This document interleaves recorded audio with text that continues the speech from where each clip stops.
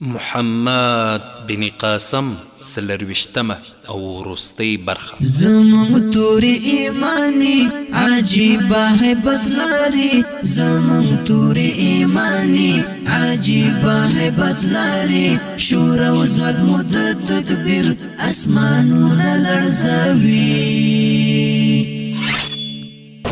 زمون توری ایمانی عجیبه هیبت لري، زمون توری ایمانی عجیبه هیبت لري، شور او زوال مدد تکبیر اسمانونه لړزوي.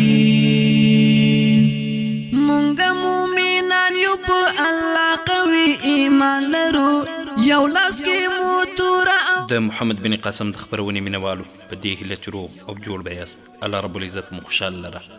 دا رزه محسن احسان مو د محمد بن قاسم د ناول د وروستۍ برخې قربتوب کوم په دې هیله چې ناول به مو ټول تر پایه سره اورېدلی وي او نن خبرونه هم تر پایه سره واورئ. درنو او قدرمنو اوریدونکو، په تیر برخه کې مو اوریدل مالک چې د خبره واورېده امیدوار شو، وویل نو ته هم له دوی سره ځې؟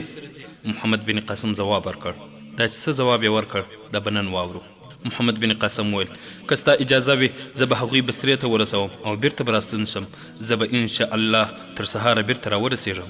مالک ځواب ورکړ د بیرته راتلو نوم مه اخله، غوره دا ده چې تاسو بیرته سیند ته ولاړ شئ، زه به په څو شپو کې تا مېرمن هم هلته در واستوم. محمد بن قاسم وویل زما دوسته، زما په باب په وار وار غلط ګمان مه کوه، زما شخصیت داسې نه دی چې چیرته پټ شي. زه یوازې د څو شیبو لپاره کور ته ځم او هغه هم په دې صورت کې چې ته زما په وعده باور وکړې او که صالح نن شپه له بصرې نه نه وي راخوځېدلی، نو وعده کوم چې د هغه تر رارسېدو د مخه به زه بیرته راورسېږم.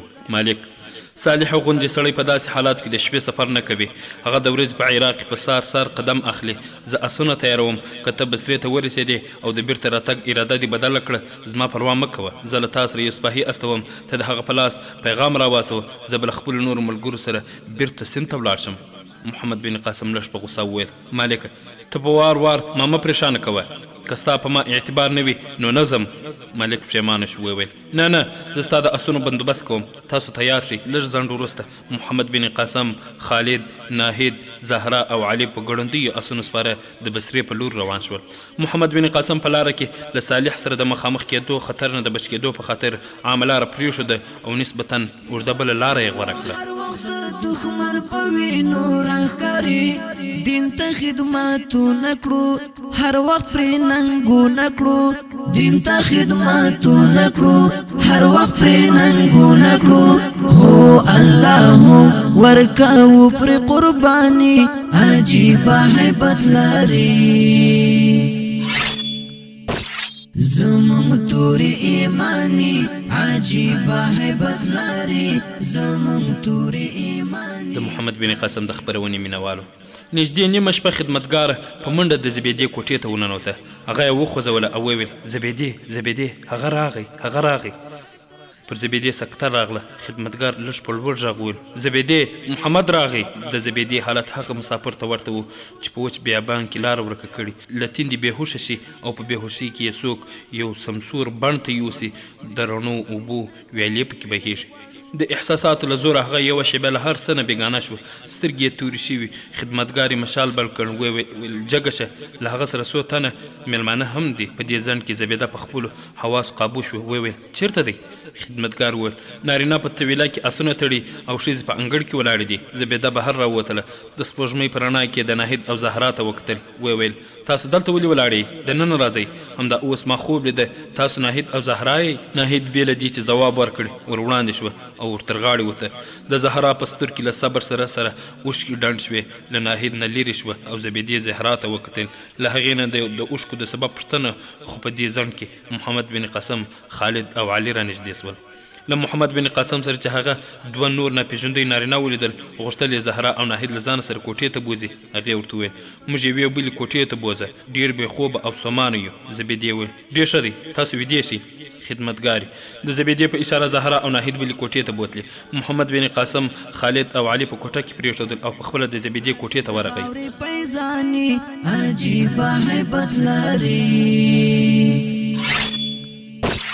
زمون توری ایمانی عجیبه هیبت لري زمون توری ایمانی عجیبه هیبت لري شور او زلمود تکبیر اسمانونه لړزوي. د محمد بن قاسم د خبرونې مینوالو د شپې په وروستۍ برخه کې محمد بن قاسم په خپله کوټه کې له زبیدې سره خبرې کولې. د کوټې دروازه خلاصه وه. زبیدې کله کله د خپل خاوند له څېرې نه نظر لرې کاوه او بهر ته به یې کتل او په سترګو کې به یې اوښکې ډنډ شوې. د سهار سپېدو د بېلتون د ماښام پیغام ورکوه. د چرګ بانګ نه لږ وړاندې محمد بن قاسم د مزله لپاره تیار شو. د زبیدې مور د محمد بن قاسم په باب د سلیمان له اراده نه خبره وه. د زبیدې د ماما او د بصرې له نورو مخورو سره دمشق ته تللې وه. محمد بن قاسم اوچت وویل افسوس ما هغوی ونه لیدل. زبیدې زما امید دی چې ناهید او زهرا به دې خفګان پرې نږدي. اوس تر یو څو ورځو پورې ته دا هڅه وکړه چې څوک د دوی په راتګ خبر نشي. د زبیدې شونډې په ژړا ورانې شوې. سلګي یې راقبو کړې خو سترګو یې وویل ته رښتیا ځې؟ محمد بن قاسم وویل زبیدې د خدای په امان. زبیدې په هیلمنو سترګو ورته وکتل. وویل که ته اجازه راکوې نو تر طبیلې پورې به درسره ولاړه شم. هغه ځواب ورکړ نه ته همدلته پاتې شه او ما ته داسې مه ګوره. د زبیدې په سترګو د اوښکې پردې راغلې. هغې سترګې پټې کړې. وویل ځه ولاړ شه. محمد یوه شیبه د اوبو هغو دوو څاڅکو ته کتل چې د مینې او اطاعت په زرګونه سمندرونه پکې ایسار وو. بیا یې دستمال راویست. د زبیدې د اوښکو پاکولو لپاره یې لاس ور وځغاوه خو هغې بیا وویل ورځه خدای دې مل شه. محمد بن قاسم دوه ګامونه وړاندې ولاړ. یو ځل یې بیا مخ راواړوه. زبیدې ته یې وکتل او بیا یې اوږده اوږده ګامونه اوچت کړل او د طبیلې په لوري بهر ته ووت. د طبیلې په مخ کې خالد او علي ولیدل. هغه پوښتنه وکړه خالده تاسو تر اوسه ویده سوي نه یاست؟ هغه ځواب ورکړ په موږ کې یو هم نه دي ویده شوي. محمد بن قاسم وویل ورځئ ویده شئ. خالد وویل زه له تا سره ځم. محمد بن قاسم د هغه په اوږه لاس ور کېښود. ځواب یې ورکړ زه ستا له احساساتو نه خبر یم خو په دې کې مصلحت دی چې ته همدلته پاتې شي. دا زما د ژوند داسې جهاد دی چې نورو ملګرو ته مې پکې ضرورت نشته.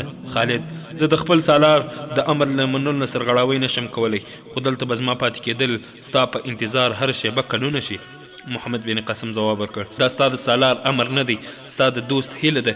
په داسې حالات کې له ما سره ستا ملګري ښه نه ده. ته وروسته هم راتلی شې. خالد مایوس شو. علي ته یې وکتل او هغه له طبیلې نه آس را بهر کړ.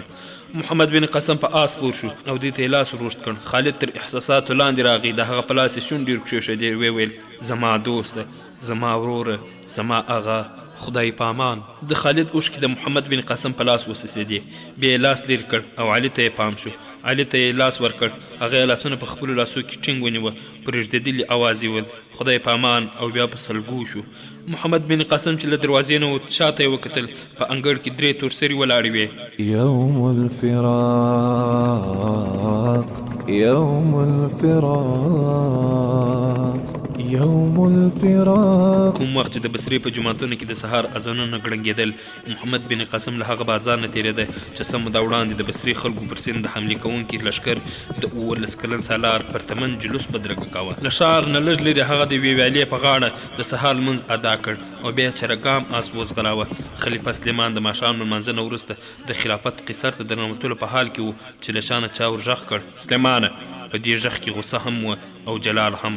سلیمان سک شو. شاته یې وکتل او وویل څوک یې؟ عمر بن عبدالعزیز د ځواب پر ځای د سلیمان مټ ونیو. وویل سلیمانه خدای ته به څه ځواب وایې؟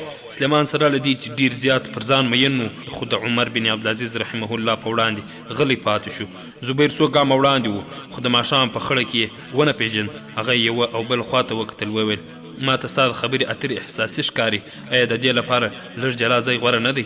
راځه دننه ولاړ شو.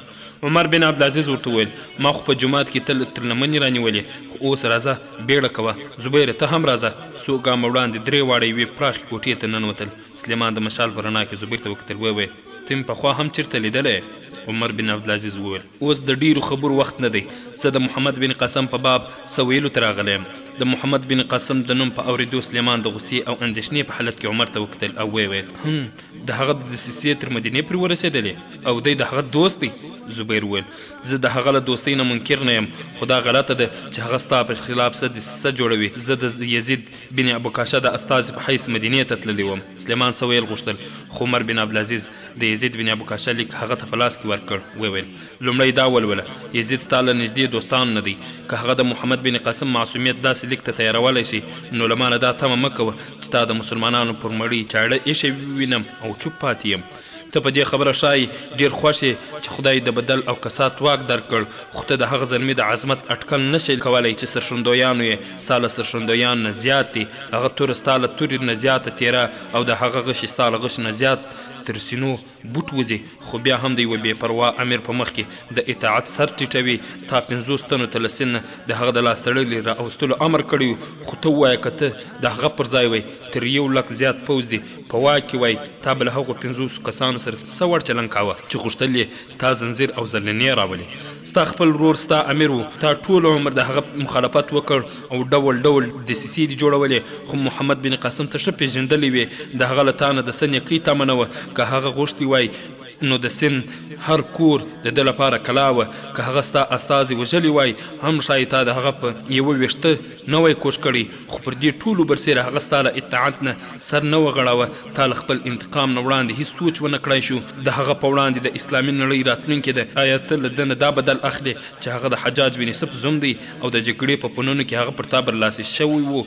کاشکې لکه څنګه چې هغه د یوه سپاهي مسؤلیتونه پېژندي تا د یو امیر مسؤلیتونه پېژندلي وای. د هغه پوځونو د هندوستان تر وروستي ګوټ د فتح کولو اراده درلوده، که تا نه وای رابللی ښایي تر اوسه به راجپوتانه فتح شوې وای. نن چې زه دمشق ته راورسېدم راته معلومه شوه چې هغه تا د صالح تر څارنې لاندې واسط ته لېږلی او تا هغه ته ډېره بده سزا ټاکلې ده، خو په یاد ولره ته له هغه نه د هغه ستر توب او عظمت نشي اخیستی. خلک د جلاد توره هیرولی شي خو د شهید وینه نشي هیرولی. سلیمانه ما به تا ته ډېر څه درښودلي وو، خو اوس د خبرو وخت نه دی. که د سند د فاتح په سینه کې د ښخېدونکي غشي تر اوسه ستا په لاس کې وي نو هغه را ایثار کړه، او که نه په یاد ولره چې راتلونکي تاریخ لیکونکي به چې محمد بن قاسم د دې عصر تر ټولو لوی مجاهد بولي، تا به د اسلام تر ټولو ستر دشمن یادوي. که ته زما خبره ونه منې نو ښایي تر سهاره پورې د دمشق خلک پر دې مجبور شي چې د مسلمانانو ډله ستا په څېر امیر ته ضرورت ونه لري. د سلیمان غصه په پښیمانۍ بدله شوې وه. د اندېښنې په حالت کې یې لاسونه سر ومرړل او په کوټه کې یې دم وهلو وروسته د شمال تر څنګ ودرېد. بیا یې عمر بن عبدالعزیز او زبیر ته وکتل او له ویرې نه په ډکه لهجه یې وویل کاشکې تاسو 2 ورځې دمخه راغلي وای، زما غشي له لندې نه وتلی دی او اوس زه هېڅ هم نشم کولی. عمر بن عبدالعزیز وویل نو تا د هغه د وژلو امر کړی دی؟ سلیمان په هو سر وخوځاوه. زبیر وویل که ته بل حکم ولیکې زه ښایي پر وخت ورسېږم. سلیمان لاسونه وپړکول، یو غلام د حکم ترسره کولو لپاره حاضر شو. سلیمان وویل زما له طبیلې نه غوره آس زین کړه.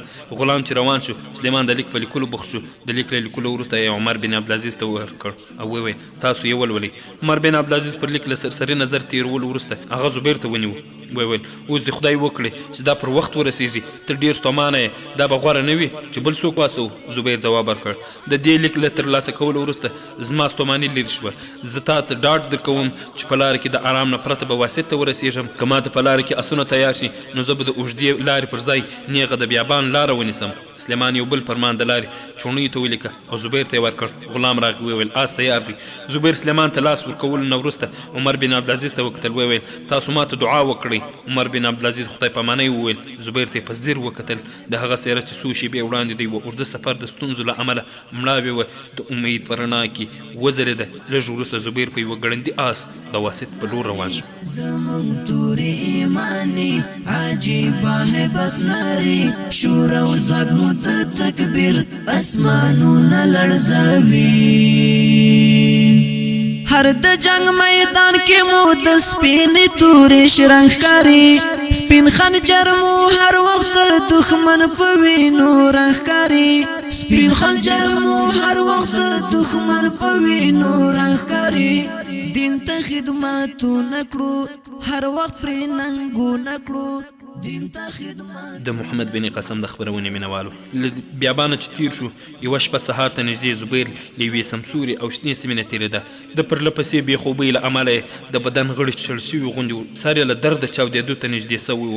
د شپې د وروستۍ برخې د سړې هوا څپو سره سره چې یخ یې په تندي لګېدی، هغه به کله په زین سر کښېښود او د یوې شېبې لپاره به له دنیا او ماپښانه بېخبرۍ ته مجبور شو او د یوې نوې لوی تسخیرېدونکې ارادې سره به بیره به کله کله د هغه سترګې په خپله بندي شوې قیزه له لاسه سسته شوه، خو بیا به یې یو خیال د نشتر په څیر په زړه ورننوت. ټکان به یې وخوړ او آس به یې ګړندی کړ. د هغه منزل را نږدې سوی و. هغه به په تصور کې د سلیمان لیک صالح ته ورکاوه. د بندیخانې په دروازه به له محمد بن قاسم سره غاړه غړی شو. هغه به ویل محمده زه نور ویده کېږم، د کومې ویالې په غاړه چیرته د ونو تر یخ سوري لاندې. وګوره تر څو زما خوب پوره نه شي او راویښ نه شم ما مه پاسوه. خوب څومره عجیب شی دی، د هر غم دوا، د هر درد علاج. زه لږ تر لږه یو ځل ښه تر مړسته ویده کېدل غواړم، مګر نه زما دوسته، زه چې تا روغ ووینم خوب او ستواني به مې خپله لیرې شي. پر ختیځ افق د سهار ستوري راوخت. زبیر خپل تصوراتو ته ډېر لیرې ورسره وړی و. هغه یو ځل بیا د دبیل په یوه غونډۍ ولاړ او د خپل زامي سالار دغه خبرې په غوږ کې وکړنګېدې. زبیره د دغه ستوري پر ژوند رش کوم، د دې ژوند چې څومره لنډ دی هومره یې هدف لوړ دی. وګوره دغه ستوري دنیا ته مخاطب دی، وایي چې زما په دې موقتي ژوند افسوس مه کوئ. خدای زه د لمر استازی را لېږلی یم او زه خپل فرض پوره کوم او ځم.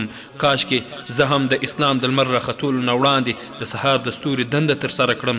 د زبیر په زړه یو ځل بیا د پریشانیو څپه راغله او د آس رفتار یې ګړندی کړ. په ختیځ افق شپې خپل تور پیچول ورټولول. د سهار ستوري د رڼا په ټیکري کې پټ شول او لمر د وینو بقا اغوستی راپورته شو. زبیر په وروستي چوڼۍ کې آس بدل کړ. 2 میله نور مزله وروسته یې د واسط د ښار د جوماتونو منارې ولیدې. هغه په هر ګام کې د ویرې او اندېښنې په طوفانونو کې د امید ډیوې بلولې. د ښار په لویدیځه دروازه کې یې د خلکو ګڼه ګوڼه ولیده. زبیر د آس قیزه راکش کړه. د څو ځوانانو په اوږه جنازه ولیده. له آس نه پلی شو. په پښو کې د بدن د بار اوچتولو سیک نه و. بیا یې هم همت وکړ. یو عرب نه یې وپوښتل صالح چیرته دی؟ عرب هغه ته په سپکه وکتل، وویل ته څوک یې؟ له هغه بې رحمه سره ستا څه کار دی؟ زبیر د څو ځوانانو په اوښکو لمدې سترګې ولیدې. بیا یې نوموړي عرب ته وکتل او په لړزېدونکي زړه لاس کښېښود. وویل د دمشق نه مې د خلیفه یو ضروري پیغام راوړی. عرب بیا پوښتنه وکړه خلیفه اوس د چا د وژلو امر را لېږلی؟ زبیر په وارخطایي عرب ته وکتل. ویې پوښتل دا جنازه د چا ده؟ عرب په ځواب کې وویل تا د سند د فاتح نوم اورېدلی؟ زبیر له لاسه د آس قیزه خطا شوه او له تندیک نه وروسته په ځمکه راوغورځېد. ډېر خلک په هغه راټول شول. یو ځوان چیغې کړې زبیره او ورته رانږدې سو. د هغه سر ته کښېناست او د راپهوش کولو هڅه یې وکړه. د هغه سترګې اوښکې وې او په دردناکه لهجه وویل زبیره جګ شه، د عمادالدین محمد بن قاسم جنازه درومي.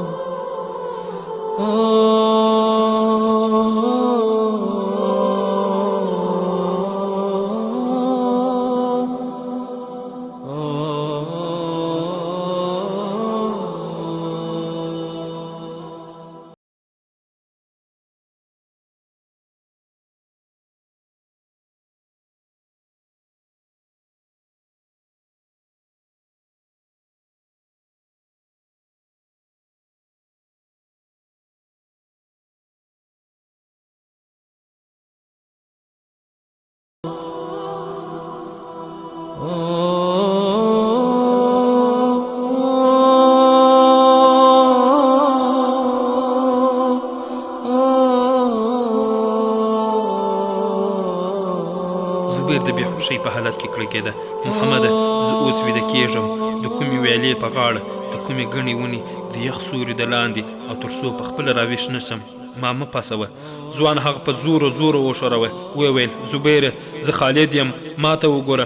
محمد لاړ، ساه یې ورکړه. د سن لمر د واسط په خاوره کې مخ پټوي. جګ شه، خلک ستا د دوست جنازه وړي. زبیر سترګې وغړولې او په اندېښنه وویل خالده زه چېرته یم؟ وپښایي زه بېهوشه شوی یم. هغه جنازه ما ته چا وویل چې نه هغه د محمد بن قاسم جنازه نشي کېدی. وګوره ما د هغه د پرېښودلو فرمان راوړی. زبیر لیک راویست، خالد ته یې ورکړ. خالد دا په بیړه صالح ته ورسوه. خالد په بې پروایي کاغذ ته وکتل او په ځمکه یې وغورځوه.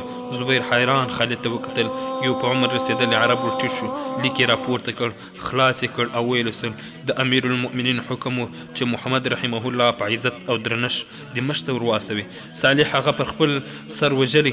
امیر المؤمنین داسې حکم نشي ورکولی د واسط مسلمانانو د محمد بن قاسم اروا د انتقام چغې وهي تاسو څه ته ګورئ راځئ زما سره د ګڼې ګوڼې له لرې کېدو نه وروسته خالد زبیر ته د اوږې ورکولو هڅه وکړه خو هغه ویل زه اوس روغ یم ځه دواړه جګ شول هدیرې ته ولاړل او کوم وخت چې خلکو په هدیره کې محمد بن قاسم په لحد کې کښېښود او خار یې ورباندې اړولې د 50 تنو په شاوخوا کې ځوانانو د صالح د کور دروازه ماته کړه او ورننوتل او په ایستلو تورو پر هغه ورپرېوتل د محمد بن قاسم د خپرونې مینوالو د محمد بن قاسم رحمه الله ناول په همدې ځای پای ته ورسېد دا ناول ما محسن احسان تاسو ته چمتو انقلابي ورور تاسو ته نشر کړي در بیا چې ستاسو په درانه حضور کې د یو بل ناول سره انشاء الله تعالی را حاضرېږو تاسو ټول په لوی الله جل جلاله سپارو السلام علیکم ورحمة الله وبرکاته روان یو په لمبو ورزو زو د سپین منزل په لور په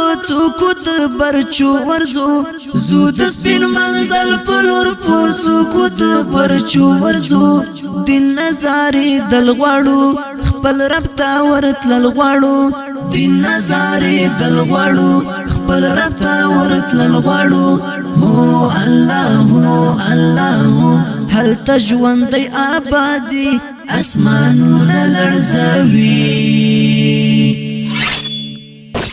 زمون توري ایمانی عجیبه هیبت لري زمون توري ایمانی عجیبه هیبت لري شور او زړه مود تکبیر اسمانونه لړزوي پاک ذل جلالت د خپل دین خدمت لرا ته یکړه قبول د غسپېڅلې منقبت لرا ته یکړه قبول د غسپېڅلې منقبت لرا تا ته په دعا همیش غواړي ستا رضا همیش تا ته په دعا همیش غواړي ستا رضا همیش هو الله عاجز خاوري پیزانی عجیبه هیبت لري زمون توري ایمانی عجیبه هیبت لري زمون توري ایمانی عجیبه هیبت لري شور او زړه مود تکبیر اسمانونه لړزوي زمون توري ایمانی عجیبه هیبت لري زمون توري ایمانی عجیبه هیبت لري شور او زړه مود تکبیر اسمانونه لړزوي زمون توري ایمانی عجیبه هیبت لري زمون توري ایمانی عجیبه هیبت لري شور او زړه مود